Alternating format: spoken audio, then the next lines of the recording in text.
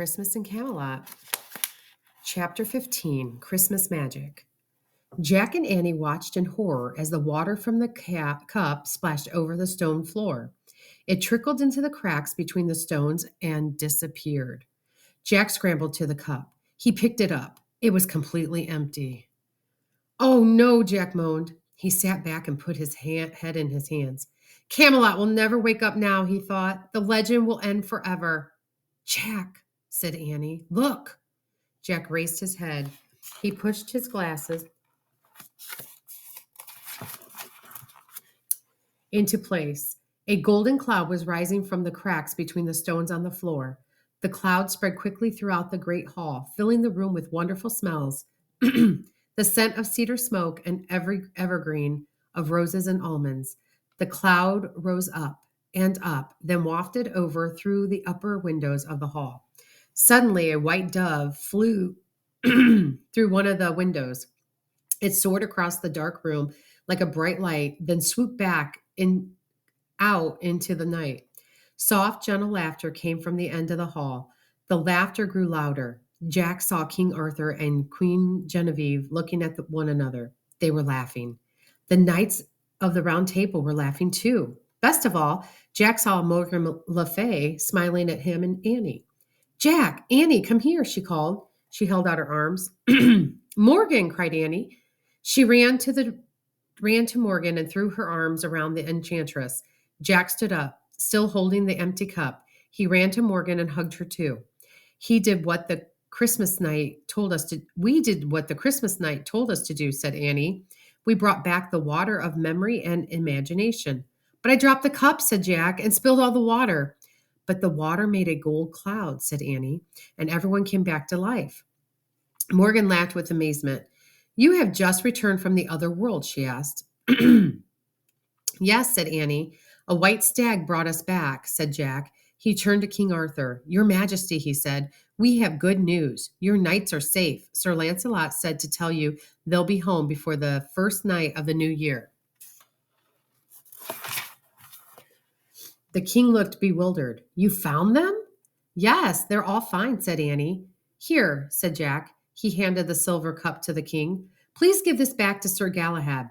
And this to Sir Lancelot, said Annie. She took the glass key from around her neck and gave it to King Arthur. Oh, and this to Sir Percival, said Jack. He pulled the wooden compass box from his pack and gave it to the king. At first, King Arthur was too stunned to speak. Then he clapped his hands and laughed joyfully. Thank you, he said to Jack and Annie. The knights of the Round Table all cheered. Ring the bells, King Arthur shouted. Call the people of Camelot to the castle. They have already gathered outside the door, Your Majesty, said a page.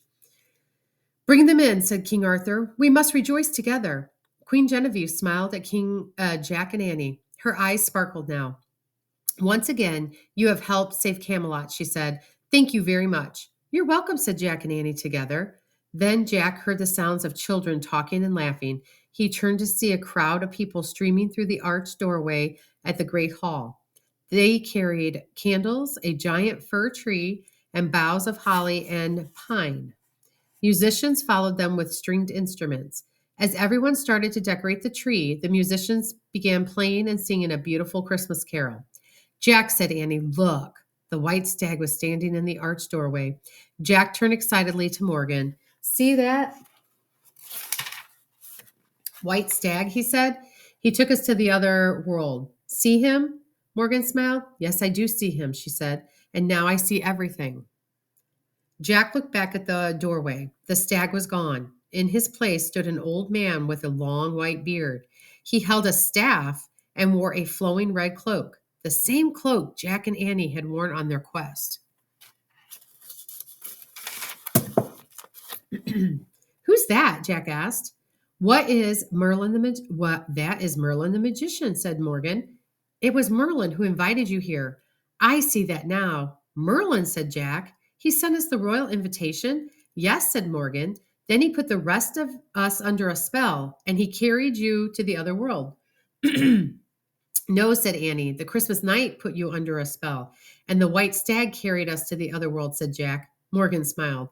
Merlin was both the Christmas night and the white stag, she said. Remember, he's a magician, not a mortal. He can change his shape whenever he wishes. Oh, wow, whispered Annie. Why did Merlin do these things? Asked Jack. Merlin was angry when King Arthur banished magic from Camelot, said Morgan. I see. Now he finally took matters in his own hands. How? Said Jack. He knew King Arthur would send no more knights to the other world for the water of memory and imagination, said Morgan. So I assume he brought you to Camelot, hoping you would offer to go instead. Why did he want us to go? Asked Annie. Merlin has often heard my tales of your adventures in the treehouse, said Morgan. He knows you both have a great desire to fight for the good, and he knows you use the gift of imagination very well. Those are two special qualities needed to succeed in any quest. Jack and Annie looked back at Merlin. From far across the room, the white bearded magician smiled at them. He raised his staff, then he slipped out the door. Jack looked around the great hall. All the candles and torches were lit now. A fire blazed in the hearth.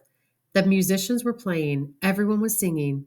The room glowed with warm firelight and rosy faces. At last, Christmas in Camelot was just as Jack had imagined it would be. The spell of the dark wizard had been broken. The great hall was filled with beauty and love and joy and light.